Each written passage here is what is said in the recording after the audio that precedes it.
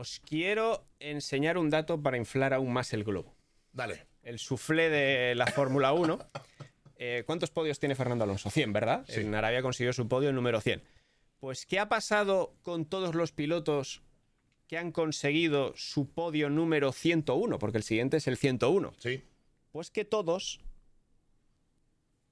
han ganado en ese podio número 101. Oh. Alain Prost ganó Hostia, cuando ganó su podio número datazo, 101. Schumacher ganó cuando se subió al podio 101. Hamilton, Vettel y Raikkonen. Clipéame esto, Carmen, si estás ahí, clipéame esto, El compañero F1 Stats Guru sacó la estadística. De hecho, me la pasó por Twitter a mí. ¿Cómo? Porque estaba buscando, por así decirlo, oye, periodistas españoles, ¿habéis visto este dato? Me parece brutal. A ver, es Brutal, anecdótico, tío. pero me parece divertido. Me parece otro dato más, ¿no? Que vamos a estar sacando durante todo el año. Simplemente por ilusionarnos, ¿no? Por ilusionarnos. Obviamente esto no quiere decir nada, pero oye, chicos, si ha habido 5 pilotos anteriormente que al subirse a su podio 101 ha sido una victoria, Sí. ¿por qué no va a ser Fernando Alonso el siguiente? Y no te preocupes, Pablo, porque en la siguiente carrera habrá otro dato random Claro. que resulta que es la 33, tío. Aquí la clave es agarrarnos a algo para seguir creyendo. Sí. Pero bueno, al margen de las risas, chicos, no estamos aquí tirando datos al aire. La 33 es muy factible y es real. Yo creo que en Australia hay menos opciones de las que había en Arabia Saudí, pero bueno, Fernando Alonso sigue teniendo el segundo mejor coche. Si pasa algo entre los dos Red Bull, que puede pasar, Es la clave. yo creo que Red Bull es una patata caliente que cada vez va quemando más y va a terminar estallando. Porque Checo Pérez, la sensación a mí que me da es que no se va a dejar pisar. Correcto. Le sentó muy mal el final de temporada del año pasado.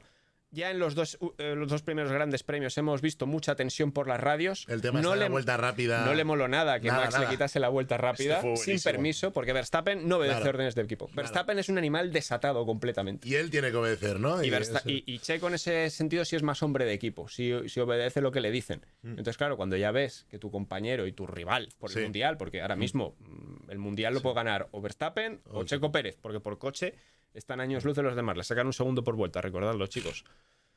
Pues claro, dices, ostras, este tío me está chuleando. Sí. Si el equipo ha dicho que no apretemos, este tío acelera más y se lleva la vuelta rápida y por un punto me quita el liderato, ¿qué está pasando aquí? Sí. En fin, va a estar divertido. Va a estar verdad es que sí. divertido. Y nada, lo que nos espera en el Gran Premio de Australia, además de eso, es saber qué demonios va a pasar con Ferrari y con Mercedes. Sí, y luego repasamos cuáles son los horarios, de cómo puede estar la gente pendiente Sí, y tal. sí, O sea, sí. eso no os preocupéis. Pero bueno, vale, dale. Lo que iba a decirte, bueno, antes de que se me olvidara, ha habido mucho revuelo estos días en redes sociales por el tema de que Aston Martin iba a traer una ala trasera nueva y que iba a ser la gran revolución y no sé qué. Y la realidad, chicos, es que no. O sea, os lo voy a enseñar aquí, porque estas son las fotografías que hizo Albert Fábrega ayer. Es un ala trasera una de baja carga y otra de más carga, pero son las mismas que trajeron en Arabia y en Bahrein. Igual hay alguna especificación diferente para este circuito, pero la hoja de la FIA, que cada gran premio te informa de los cambios, de las piezas nuevas que trae cada escudería, pues no ha reflejado nada de Aston Martin. Ni Aston Martin ni Ferrari traen nada nuevo, chicos. Vale. Así que estas alas son conocidas. Así que ya lo digo porque ha habido muchos que se han emocionado pensando que Aston Martin traía aquí un gran alerón trasero que iba a hacer que el DRS volase y que iba a recortar la distancia con Red Bull. Y la distancia con Red Bull es muy grande.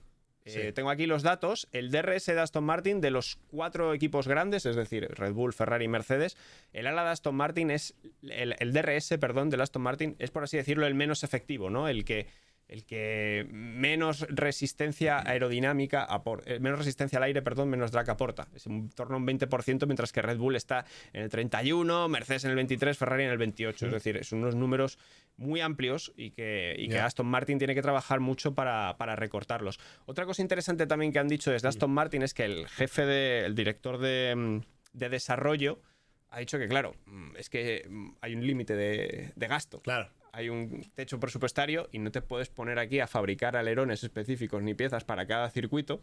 Tienes que ser mucho más inteligente a la hora de hacer tus diseños y tienes que buscar el equilibrio, ¿no? Claro. En vez de hacer un alerón perfecto para cada circuito, pues tienes que igual hacer un alerón que sea menos perfecto pero equilibrado y que te valga para 6 circuitos del mismo tipo, más o menos. Es decir, tienes que optimizar muy bien los recursos que tienes. Qué bueno. Eso ahora mismo es vital y clave en la Fórmula 1. Es decir, no puedes ponerte a gastar como un animal porque si no te te vas a quedar sin dinero para otras cosas. Claro. Entonces ahora tienes que hacer esos malabarismos con el presupuesto. Está bien. Que es interesante, ¿no? Le aporta un plus diferente a lo que es la Fórmula 1. Sí.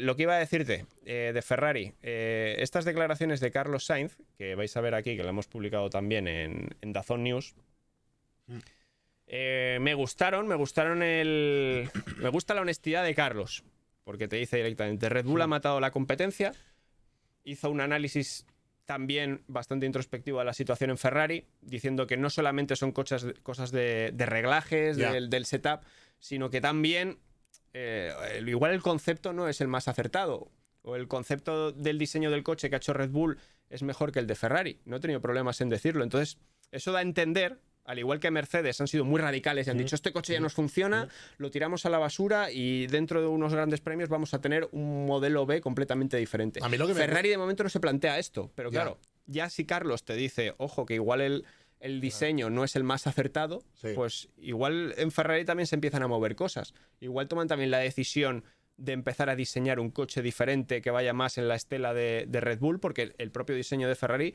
igual no está dando los mejores resultados. En fin, aquí es una duda que dejan y a ver qué es lo que van a hacer. Es que a mí la duda que me despierta es aquí la diferencia dónde está, en los ingenieros que tienes, en el diseño, en el dinero que puedes invertir en tu coche. Es decir, puede invertir más dinero Red Bull que cualquier otro coche de parrilla, por eso es mejor. O sea, quiero decir, ¿por qué hay tanta diferencia con respecto al resto? Porque Red Bull tiene a Adrian Newey, que es el mejor diseñador de coches de la Fórmula 1 moderna. Bankenshut. Y ya está. Entonces, es por eso. O sea, es que yo creo que ese señor marca la diferencia. Vale que ya no está tan metido en lo que es el día a día del trabajo, porque es un señor de 67 años, me parece que tiene, ya es mayor. Pero claro, todos los empleados, todos los discípulos, todos los directores técnicos de Red Bull en las diferentes áreas han aprendido de él. Es que esto y desarrollan mola, sus ideas. Esto mola, ¿sabes? porque al final es un deporte en el que el coche lo es todo, evidentemente, el piloto también, pero todo se reduce a la persona. O sea, estamos hablando de algo que no puedes comprar, o sí, pero bueno, que no puedes fabricar, seguro. Y joder, lo hace aún más romántico el tema. Bueno. La gran ventaja también del Red Bull, y se ha hablado mucho estos días, es de un posible efecto triple DRS. ¿Qué es esto? Sí. No te asustes. Vale. O sea, el diseño que tiene el Red Bull en la parte trasera, por lo visto, es tan eficiente que cuando abren el DRS, al abrir el DRS, obviamente, cambia el flujo de aire que pasa por la parte trasera del coche. Eso genera una serie de movimientos y de cambios de alturas en el monoplaza. Y entonces, por lo visto, el diseño de la parte trasera está tan bien hecho que al producirse esos movimientos, al abrir el DRS, también tanto el difusor como el ala viga, que son otras dos partes fundamentales de las traseras de los coches, también cambian, por así decirlo, su disposición y generan aún menos resistencia al aire. Entonces, qué locura. En las rectas, por eso vuelan los Red Bull. Qué locura. Esa es la razón. Por eso la diferencia es tan abismal de Red Bull en las rectas. El adelantamiento que le hace Verstappen a Hamilton en Arabia Saudí es exageradamente brutal por eso. Sí. O sea, le sacan 20 kilómetros por hora, que eso es un Fórmula 1. ¡Qué barbaridad! Eso es un disparate. Entonces, aquí Carlos está muy acertado cuando dice Red Bull ha matado a la competencia, efectivamente. Si es que ya tenían un coche perfecto, que el coche del año pasado, al fin y al cabo, es la base sobre el que han construido con los cambios normativos de este año y tal, pero lo han hecho tan bien que, claro, es que es muy difícil acercarse a Red Bull, y aunque Red Bull tenga limitado el desarrollo por la sanción, pues yo la verdad es que veo complicado que les cojan. Incluso si Red Bull tiene un mal día en Australia, vale, Red Bull le saca 1 segundo por vuelta a todos. Si tiene un mal día en Australia, ¿qué le va a sacar? ¿Medio segundo? 4 décimas. Es que aún así también son inalcanzables. Entonces, ¿qué posibilidad tiene Alonso de ganar a estos dos animales? Porque además tiene que coincidir que los dos tengan problemas en carrera. Sí, lo has dicho tú. Yo creo que la clave va a estar en que uno de los dos o los dos tengan problemas de fiabilidad, como tuvo Verstappen en la clasificación de Arabia Saudí en el circuito de Jeddah, o que hay un enfrentamiento en pista entre los dos y que acabe con los dos en la grava, o uno con el coche dañado, o que se enzarcen en una lucha y Alonso aproveche para recortarles y pescar ahí en río revuelto. Esas son las opciones que veo yo. Vale.